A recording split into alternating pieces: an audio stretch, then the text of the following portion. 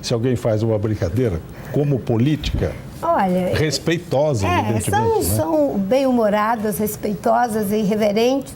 Nunca me senti incomodada. Pois é, faz parte do nosso jeito de ser, né? Imagina censurar isso, né? É a forma de expressão, né, dos Exato. humoristas na política. Bom, a senhora disse que quer falar de educação e eu sei que o público se interessa muito por esse assunto. E o fato é o seguinte, hoje, além da má performance dos estudantes brasileiros aqui dentro e fora do país também, existe um problema gravíssimo de violência escolar. Toda semana tem notícia aqui de aluno que bateu no professor, levou a arma dentro da escola. Como fazer para mudar isso?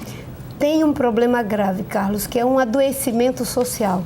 E que se não olhar a escola dentro da comunidade, no contexto social em que estão esses jovens, esses adolescentes, a gente não consegue transferir para o professor essa carga das mazelas sociais. No Rio Grande do Sul está tendo uma iniciativa muito interessante, que é o da Justiça Restaurativa, um trabalho feito pelo Tribunal de Justiça e o Ministério Público. E agora eles estão levando a mediação de conflito para dentro de todas as escolas, com um resultado muito positivo, onde é chamado o agressor, é chamado o professor, a família, e se faz um trabalho conjunto com o apoio, não é, de vários especialistas que se colocam naquela problemática. Então, a educação é fundamental na vida dos jovens, das crianças, dos adolescentes, mas a gente não pode esquecer que existe uma comunidade que está padecendo de alguns problemas gravíssimos, a questão do uso das drogas, o uso do crack. A falta de expectativa para esses jovens faz com que eles tenham uma atitude diferente. E, obviamente, que um ensino que não gera paixão, desejo de aprender, também gera uma certa apatia. Então, você tem que ver a educação no contexto, que nós chamamos de educação integral, em que você junta as várias práticas pedagógicas, as várias formas e tecnologias de ensinar para que se aprenda mais do que aprender uma disciplina, se aprenda a aprender. Tá, Karen, tem uma pergunta para a senhora. A senhora tem dito que gostaria muito de um segundo turno com duas mulheres, a senhora e Dilma. Se a senhora vencesse a eleição, o seu partido, o PV, teria condições para governar o Brasil? Tem estrutura para governar o Brasil? Nenhum partido tem essa estrutura, Karen.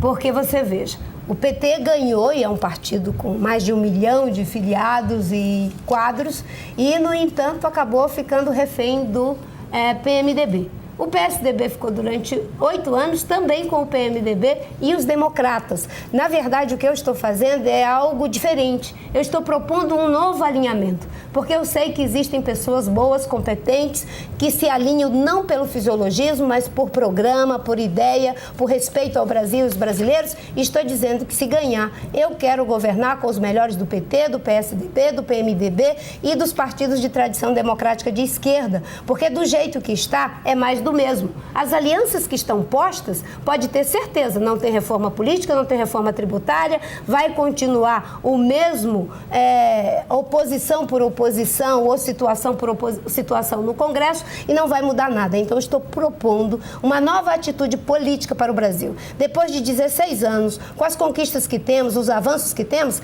é hora de se juntar pelo Brasil para que a gente possa enfrentar os erros e corrigir e os desafios para criar uma nova perspectiva e um novo ciclo para o Brasil. Candidata Marina, vamos falar de política externa agora. A senhora faria a defesa e as deferências que o presidente Lula fez ao presidente Ahmadinejad do Irã?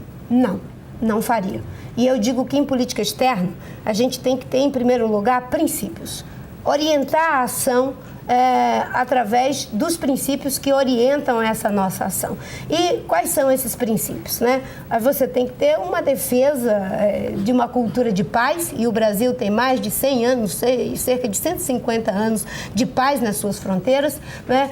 A defesa da democracia, e isso é um bem precioso para todos nós, e a defesa das liberdades e dos direitos humanos. Se você tem esses princípios, você orienta a sua ação comercial, a sua ação bilateral, multilateral, no contexto das negociações internacionais que muitas vezes se colocam de forma complexa, mas sem abrir mão desses princípios, sem relativizar princípio. Não daria a audiência que foi dada ao Ahmadinejad, que não respeita direitos humanos, não respeita a democracia e ainda tem como objetivo fazer a bomba atômica e diz que o Holocausto não existiu. E também em relação a Cuba, não teria relativizado a questão dos direitos humanos. A senhora já está falando. Cuba também não. Não relativizaria os direitos humanos. E por que certos políticos brasileiros fazem tanta referência a Cuba? Eu também faço. Nesse episódio, eu faço a crítica, porque eu acho que a Revolução Cubana, ela trouxe uma conquista muito grande. É só ver a saúde. O Brasil mesmo manda formar médico, manda buscar médico. Eu não ponho a Revolução Cubana na mesma condição que as pessoas com uma visão conservadora, de direita fazem. Sim. Mas eu digo que a Revolução Cubana precisa ser completada com a democracia. Derruba o bloqueio americano e a democracia vai ser vitoriosa em Cuba. Quem quer ajudar Cuba tem que dizer que ali precisa de democracia. Bom, eu tenho um minuto para a senhora encerrar, para fazer a seguinte pergunta. No Brasil hoje está todo mundo, não sei se com o bolso cheio, mas enchendo, né? Comprando moto financiada, carro, as pessoas viajam, financeiramente felizes. Por que vão votar na senhora ou no Serra e não na Dilma, que representa a herança disso tudo? Porque as pessoas devem perceber que essa prosperidade que o Brasil está vivendo é fruto da própria sociedade brasileira. E eu tenho dito claramente que nós vamos manter as conquistas do Plano Real, que o presidente Lula manteve, que era do Fernando Henrique, e as conquistas da política social do Lula. Se ele foi capaz de manter o Plano Real do Fernando Henrique, o outro, pode manter as conquistas dos últimos 16 anos. E a gente ter o consumo responsável, que é de pensar, temos ganho agora, temos ganhos que conseguimos agora, mas não vamos ser complacentes com os erros, vamos apontar novos desafios e vamos pensar o Brasil. Se a gente pode pensar, escutar duas vezes, ouvir duas vezes os candidatos, por que a gente vai tão assodadamente decidir no primeiro turno? Se a população quer uma mulher presidente da República, que dê igualdade de oportunidade para que as duas, com tempo igual, possam decidir, o cidadão decidir quem vai ser a presidente do Brasil. O Serra não gostou muito dessa sua... Obrigado pela sua presença. Obrigada. Boa noite. Obrigada, Marina. Boa Obrigada noite. a vocês. Boa noite.